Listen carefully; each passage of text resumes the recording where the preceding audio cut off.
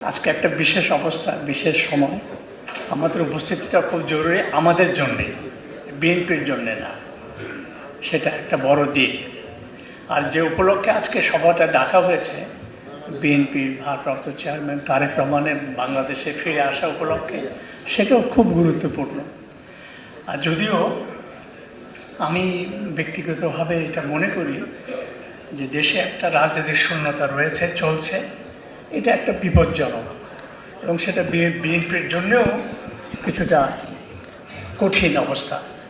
আমি সবসময় ভাবতাম বা এখনও মনে করি যে বিএনপির ভারপ্রাপ্ত চেয়ারম্যানের আরেকটু আগে, বেশ একটু আগে যদি আসতে পারতেন, তাহলে এক্ষেত্রে হয়তো বিএনপি এবং দেশের মধ্যে একটা ভালো সুবিধাজনক অবস্থা তৈরি হতে পারত। ওনার অনুপস্থিতিটা কিছুটা আপনাদের জন্য প্রশ্ন তৈরি করেছে, কিছু নানা রকম বিভ্রান্তি তৈরি হওয়ার সুযোগ হয়েছে। সেটা একটা আপনাদের জন্য নেতিবাচক হিসেবে দাঁড়িয়ে গেছে।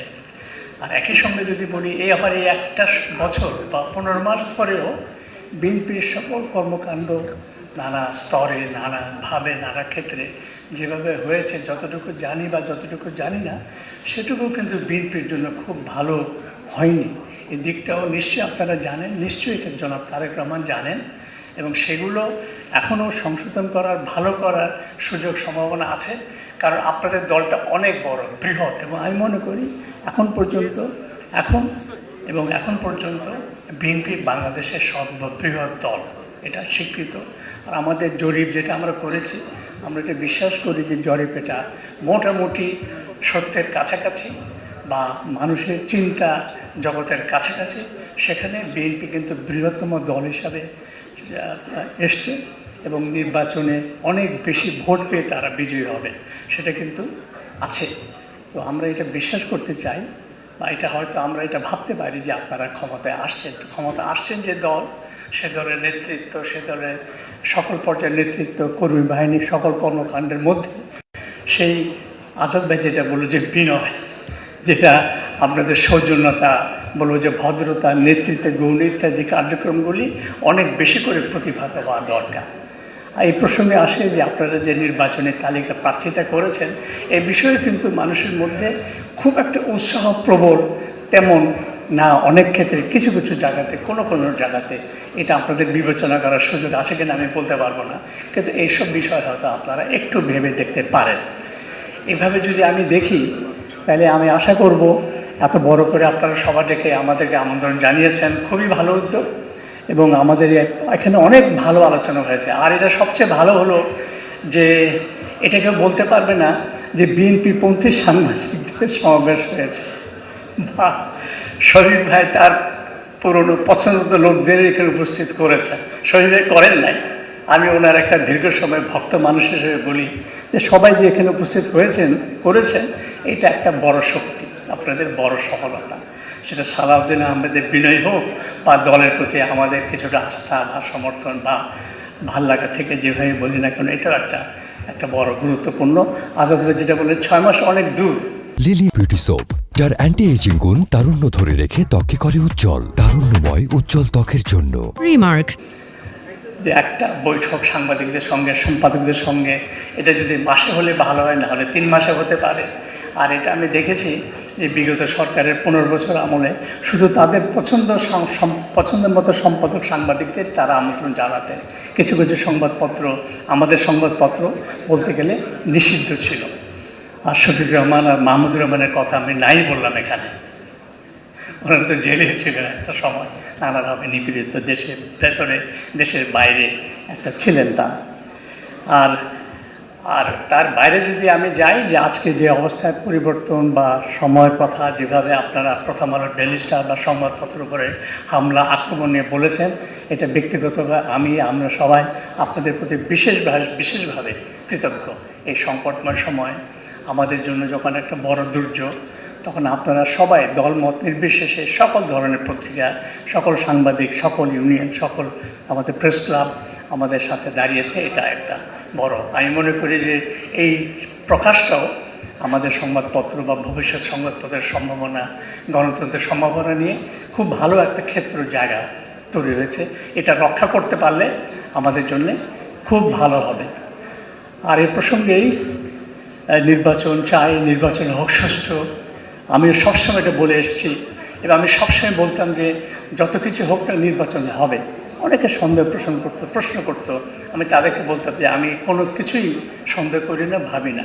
কিন্তু এখন আমার মনের মধ্যে একটু মনে মনে প্রশ্ন যাচ্ছে যে সময়টা যাচ্ছে, আগামী দিনগুলি কেমন যাবে, আগামী 2টা মাস কেমন চলবে, বিগত কয়েকদিনের যে ঘটনা তার কি প্রভাব হবে, কতটুকু হবে, এই নির্বাচনটা কতটুকু ভালো হতে পারবে, প্রশ্ন আমার মধ্যে জেগেছে।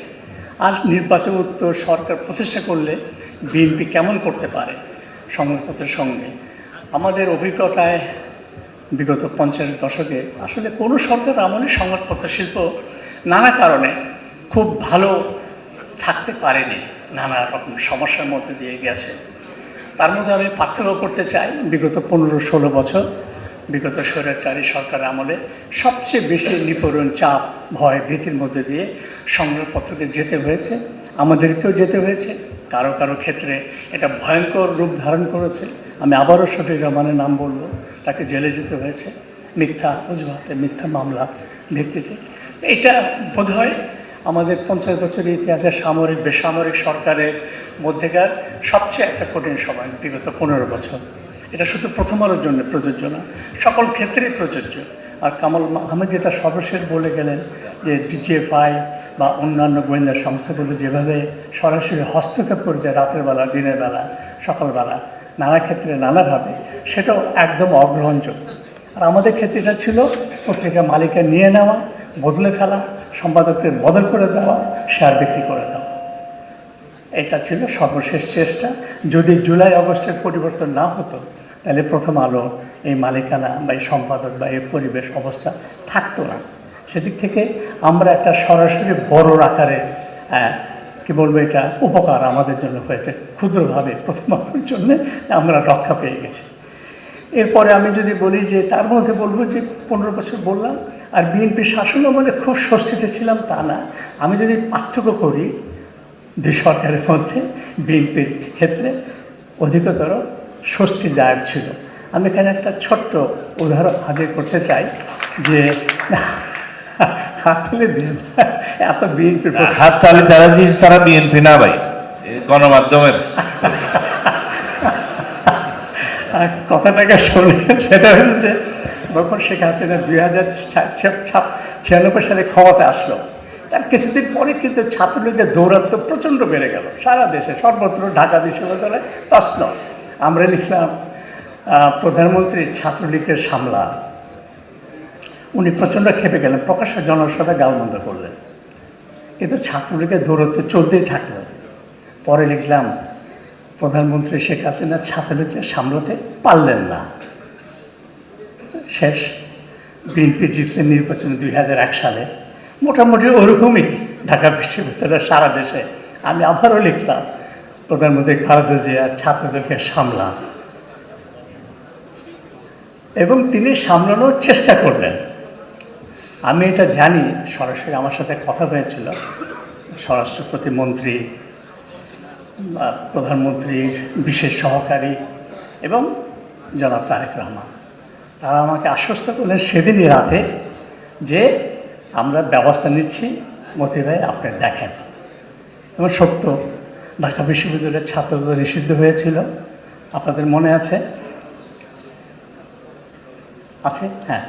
এবং ছাত্রদলের সভাপতি তখন একজন সংসদ সদস্য নাসিরুদ্দিন পিন্টু গ্রেফতার হয়েছিলেন। এই পদক্ষেপ তিনি নিয়েছিলেন বিএনপি সরকার।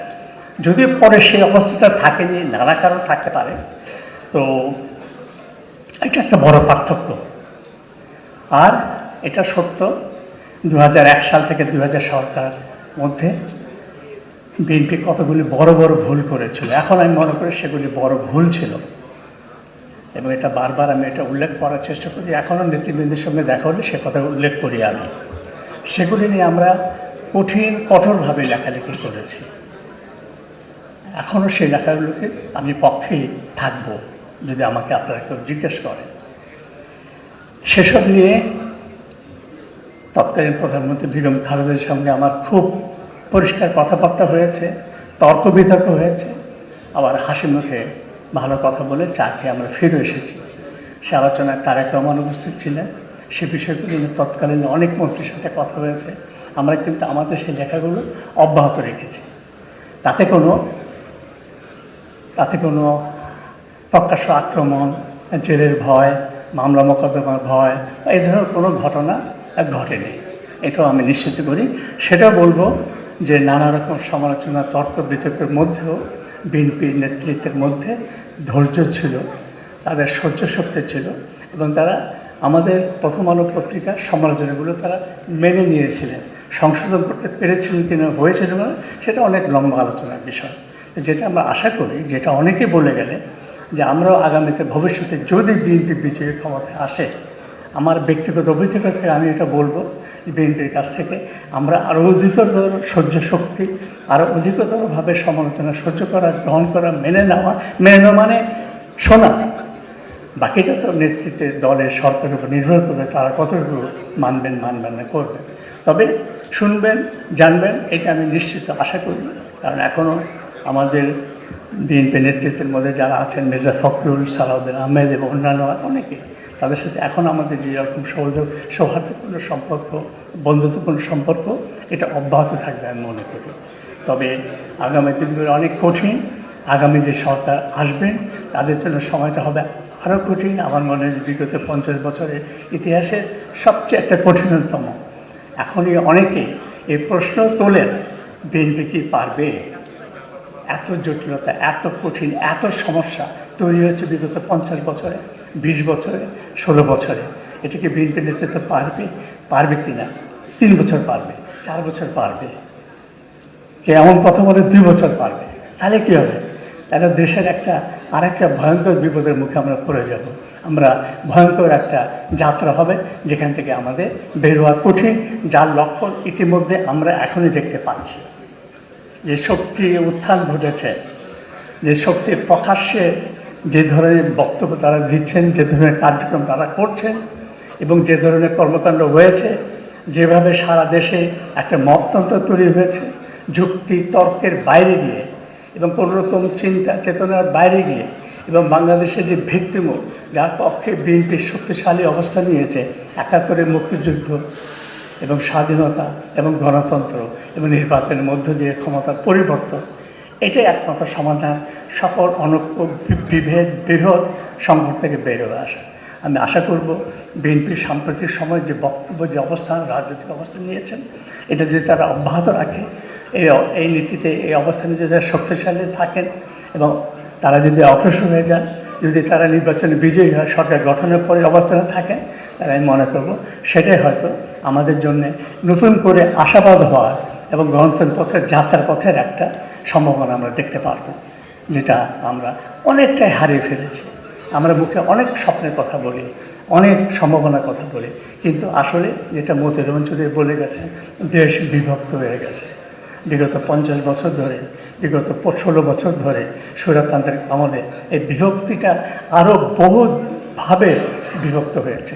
এর থেকে বেরোয় আসা একটা কঠিন সময়। সেখানে শুধু সংবাদপত্রের স্বাধীনতা নিশ্চিত করলে সেটা হয়ে যাবে তেমন তো মোটেই না।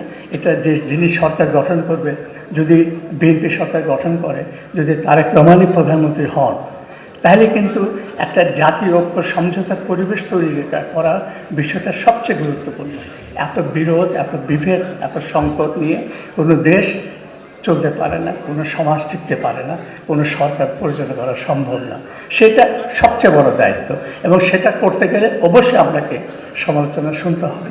সেখানে অবশ্যই সংবাদপত্রের কথাও আপনাদেরকে শুনতে হবে। আমি সংবাদপত্রের পক্ষে একচেটিয়া সব ভালো কথা বলবো না।